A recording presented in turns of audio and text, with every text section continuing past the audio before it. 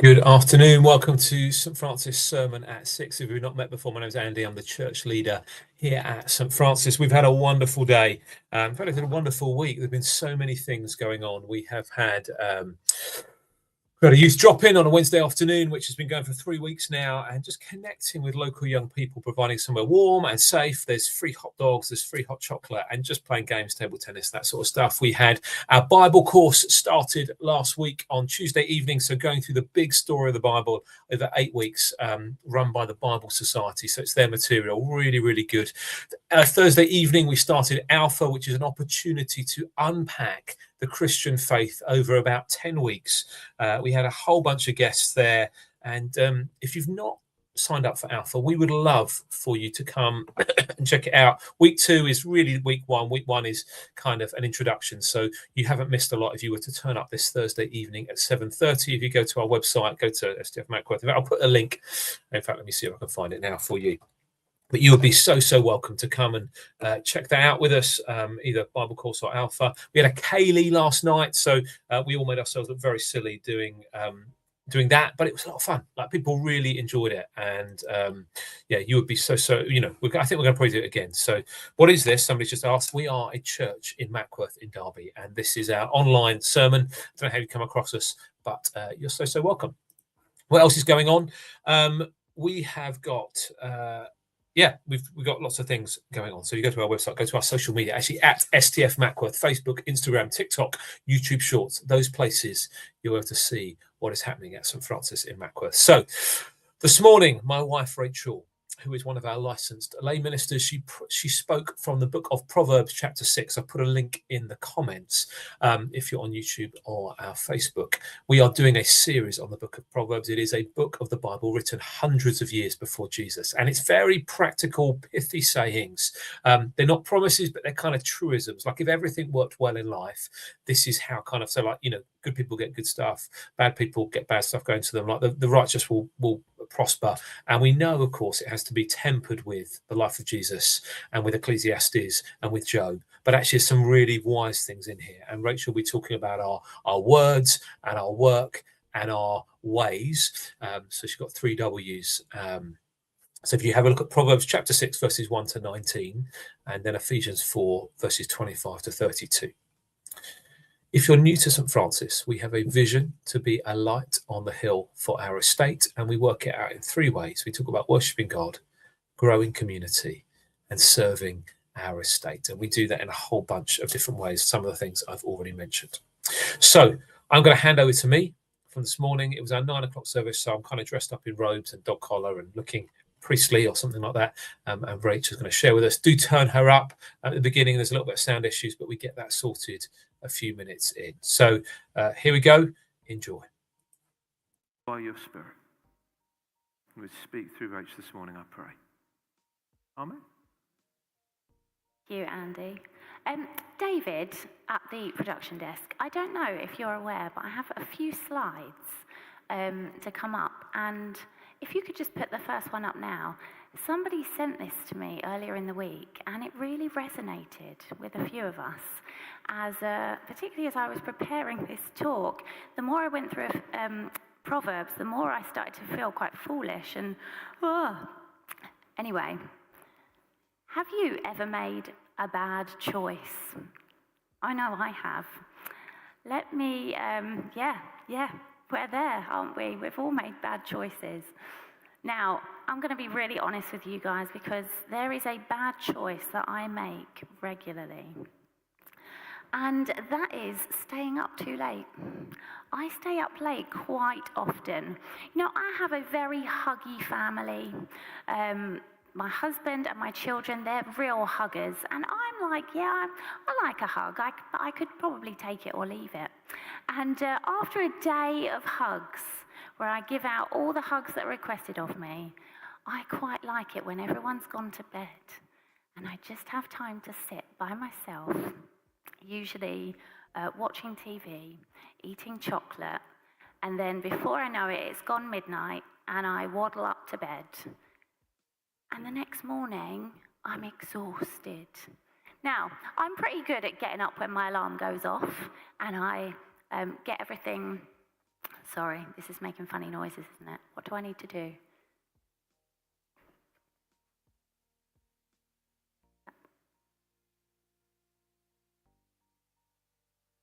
There we go. Is that better? Yes, it's not making that silly noise. Sorry about that. Anyway, so yes, I get up with my alarm the next day, and I'm pretty good at like getting everything ready and packing the kids off to school, and then I come home and I just want to do nothing. The only thing I want to do is sit and drink coffee and ignore my day and everything that I'm supposed to be doing. Now, when I'm tired, I really lack motivation for anything, and I definitely don't want to see anyone either. But the thing is that I know it is so bad for me. It's not good to not get enough sleep, and it's not good to put myself in a position where I lack motivation. And I'll have no sense of achievement or purpose throughout the day. That's not good for anyone. So yeah, it can be wonderful as an introvert as well, not seeing anyone. But I've been guilty of doing that for days at a time, just not seeing anyone. And gradually you start to really need that connection with people. And the thing is, when I don't have connection with people, I then start to feel really low. And then when I feel low, I start to create these false narratives in my head that, nobody would want to hang out with me anyway. You see how it escalates. This one little bad choice of, I just want some time to myself. I go to bed too late, and it escalates to me thinking everyone hates me and wouldn't want to hang out with me anyway. So, this choice for a little later bedtime, it drifts into something far worse. You know, and I've been really loving this teaching series on Proverbs. We've had some brilliant sermons to kick us off, lots to think about, lots to be challenged by. And the wisdom literature in the Bible, it is just so good. It is so practical. And in many ways, it's really obvious stuff, isn't it? Really obvious. But I have found having someone kind of unpack this sometimes quite poetic way of writing, it's really good to have people unpack that for us. And I'm hoping that it's starting to become apparent that small things, small compromises, small choices, they drift into bigger things. That's what we're going to be looking at today. And Proverbs talks a lot about self-inflicted harm, stuff that can be easily avoided. And so today we're going to talk about 3 everyday areas of life where responsibility matters maybe more than we think. So number 1 is our words. So the first section of our passage from Proverbs today is essentially about what we say, because what we say really matters. And it's talking about not making promises to like pay your neighbour's debts or a stranger's bill and things like that. But this isn't just about making terrible financial obligations. And it's things like, we didn't have to get ourselves into that. It's saying, don't be trapped by what you said. Don't be caught out by the words of your mouth. In other words, don't make promises that you can't keep. Don't be a people pleaser. You know, we can tie ourselves in knots and become trapped. Now, years ago, I worked for Bank of Ireland in the city of London, and I got myself into a bit of a pickle. I had this project that I had to complete, and I thought it was going to be a really simple task. Back in the day, I was a bit of a whiz with a computer, but, you know, a decade or so of bringing up my kids and not going near a computer, I fail miserably now. But I'd said to my boss at the time, oh yeah, it's fine, I'll get this done in no time. Well, that was not the case. I should have actually thought about the process that I would need to use. And so it was taking a long time, and he was on my back, and I was working late every night to try and get this stuff done. And it just, you know, I was falling asleep on the train home. He was on my back. I did not want to work there anymore. I was so done with it, and I didn't like him. But do you see how it spirals? A promise that I couldn't keep. People-pleasing words, a stressful situation that could have been avoided. I was careless with my words. I was proud and I was people-pleasing. I was trapped in a situation that did not need to happen. Because our words create expectations. And every careless yes that we say is a burden that we are agreeing to carry for the foreseeable. People-pleasing as well, it's often pride in disguise, wanting to look competent or kind or impressive. And we all will fail here at times for whatever reason. And I'm sure we've all said things and then not been able to deliver. Maybe we've overpromised and underdelivered. So let's think about, are we making promises that we can't keep? Or are we using people-pleasing words? And if it's a yes, think about what might be going on for you there that's making you do those things. So number one, taking responsibility for our words. And on to number two, our work. So we come to the second section of our reading today, verses 6 to 8, where Solomon starts writing about ants and lazy people, and in some translations, sluggards, which I quite like. He says, think about the ants, consider its ways. Be wise, perhaps like the ants. It doesn't have anyone telling it what to do, and yet it stores up its food during the summer, and it gathers it at the harvest time. And do you notice the ant is not frantically rushing around, it's being faithful in what it needs to do and where it needs to be and when. Now, reading these next verses, I felt a little bit got at. It says, you lazy people, how long will you lie there? When will you get up from your sleep? You might sleep a little or take a little nap. You might even fold your hands and rest. Then you would be poor, as if someone had robbed you. You would have little, as if someone had stolen from you. You know, in these verses, laziness, it can sound quite reasonable. A little nap here, a little folding of the hands. Lovely. But then comes the drift. If we just laid around sleeping all the time, poverty comes like a robber, quietly and gradually and unexpectedly. And I think I'm not that big a napper. I don't think I'm that big a napper. But then I started thinking about it, and there have been times when I have been. Now, when I first started working at the bank, the guy that I was working for, I think he had 5 or 6 directors that worked for him, and he said to me, I want you to go out, meet the directors, meet their teams, get to understand the business. So I was like, okay. And I got invited to one of the teams. They had an away day on a posh golf course in London. It was very nice, but because I was going somewhere different, I didn't sleep very well the night before, because I get nervous when I'm going somewhere new that I've not been before. So yeah, lack of sleep. And I will never forget this, because it was so embarrassing. It had been a really long day, and we're sat round this table, and I'm at one end of the table, and the director is at the other end of the table, and he's presenting, and I fell asleep.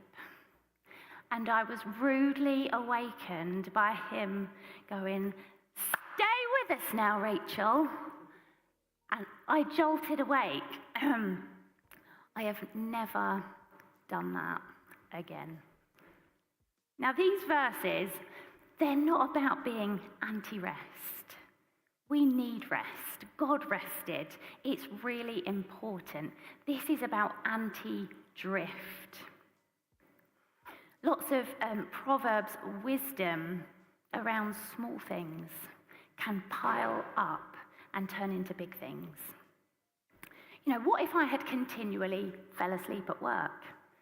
I thought, it's not that big a deal. Who cares? What might the consequences have been? I wasn't being paid to sleep. Perhaps I would have ended up without a job. A little nap here, folding of the hands. Poverty comes like a robber, quietly, gradually, unexpectedly. And when I think about work and not working that leads to poverty, I often think back to these ladies, the next slide, that we saw in Bali. Me and Andy went there back in 2009. We saw lots of places and met all sorts of different people, but these ladies were incredible. It's probably a bit fuzzy because the camera wasn't that great, but these ladies, they were older ladies, and you can see they've got big smiles on their face, carrying enormous rocks up a steep hill in the boiling sun with smiles on their faces. And we were like, wow, that is so impressive. And they said, if we don't work, we don't eat. And that really stuck with me. So disciplined. And you know, this isn't a passage about shaming people who are living in poverty, who are unemployed, who are sick, burnt out, or overwhelmed. Proverbs is about patterns and habits. It's not about isolated seasons.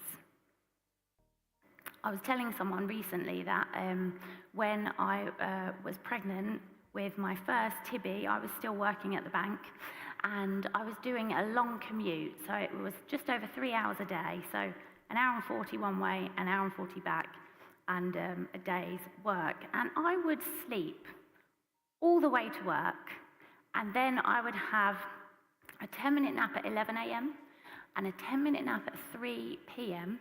in the loo, just with my head on the side of the wall, and then I would sleep all the way home, have dinner with Andy, and go to bed early so that I could be up at 6 and do it all again. Now that was a season. There was a reason for my naps. I had less tea breaks and less lunch so that I could fit my naps in at work. It wasn't due to my lack of discipline, like when I fell asleep in my team meeting. It was a season, not a pattern of bad habits. And you know, I'm preaching as much to myself here as to anyone else. Do we perhaps need to be more disciplined? And that discipline, it can work two ways. So for some of us here, we need to hear, you've got to rest. Get your rest. Be disciplined with your rest. Stop pressurizing yourself to do more. And for others of us, we might really need to hear, get up and work. And there's all sorts of work that we're involved in, whether it's paid or voluntary, or perhaps you're caregiving, stay-at-home parent, or have elderly relatives, or you're serving or studying, and all of that counts. So being disciplined. I often think of discipline as a burden, but really it's a gift that enables us to do what we need to do. It's so easy, I don't know about you, but it's really easy to build bad habits, but it seems much harder to build good habits. You know, the ones that help us to take care of ourselves. And one of the women that I mentor, we know that we're both like quite rubbish in this area of building good habits. So we felt quite challenged, and we've decided to read the book Atomic Habits together. See how we go with that. But I'm so bad with habits that I haven't started it yet. So that is one of my challenges after today, that I need to go and read the book. So I'm going to start it. So yeah. So this thing, a little sleep here, a little folding of the hands. I'll say it again, it's small compromises over time. We drift, and it can lead to bigger consequences. So discipline is future kindness. It's choosing today what your future self is going to thank you for. And good habits aren't just about productivity. It's about love, so that we can show up for the people around us, at work and at home, and in our relationships and in our faith as well. So, careless words, they entangle us. Careless habits weaken us. And finally, moving on, careless character can break us. So, looking at number 3, our ways, which is our character. I needed to have the 3 W's, right? So, this final section, it's moving away from our behaviours, the external stuff, to our character, the internal stuff. And our final section of the passage today mentions 7 things that God hates. So to summarise from the passage, these are pride, lies, harm, plotting, eagerness for evil, false witness, and division. And all of these things are relational sins. They destroy trust. They fracture communities. And they often start small, internally, before becoming external and perhaps having bigger consequences. Again, it's the drift. We rarely go straight to division through a big evil decision. You know, these things that God hates begin with the posture of our hearts. The list starts with pride, and it escalates. So pride might tell us, I'm better than them. I'm doing more than them. I've been through more than them. And it's all in here. And the lies might remain in here, but often they begin to spill out. And as they do, people get hurt. And as we try to protect or defend ourselves, we might begin to plot, and we don't want the best for those people. In fact, maybe I only want the best for me. I might want awful things for them. And the lies get bigger. And as we begin to share with everyone who will listen our witness that is false, then there's division because people believe it.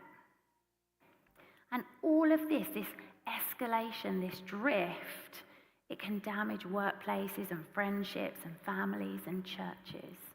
Have you seen it? I know I have. And at this point, it might sound like Proverbs is just listing all the ways that we get it wrong. But I want to say that that is not the heart of this message. Proverbs, it's not written to shame us and make us feel bad. It's to stop the drift. God loves us too much to leave us in a place where small choices quietly eventually cause big damage. And this is where Jesus changes everything. Where Proverbs says, watch your words, Jesus says, I'm the word made flesh. Where Proverbs warns us about pride and deceit and division, Jesus is the one who humbled himself, spoke truth and healed the broken and made peace through his own body, dying on a cross so that we were no longer separated from God if we choose to follow him. And Jesus, he doesn't stand over us saying, do better. He comes alongside us and says, come with me. He forgives us when our words have hurt. He restores us when our habits have weakened us. And he reshapes us when our hearts have drifted. And by his grace, he invites us to live differently. And that is also the heart of Ephesians 4 that we read from earlier. It says, speak truth, build one another up, let go of bitterness, be kind and forgiving, not because we're trying to earn God's love, but because Jesus already loves us, and we want to be a light for him. So maybe the question today isn't, where have I failed miserably in all of this? It should be, where have I drifted? And where is Jesus gently calling me back? We turn from the drift with small, grace-filled choices, a conversation, an apology, a decent bedtime, a boundary, a decision to speak life instead of poison. And Proverbs, it's like lighting up this wise path before us. But Jesus walks it with us because, as I said, it's never about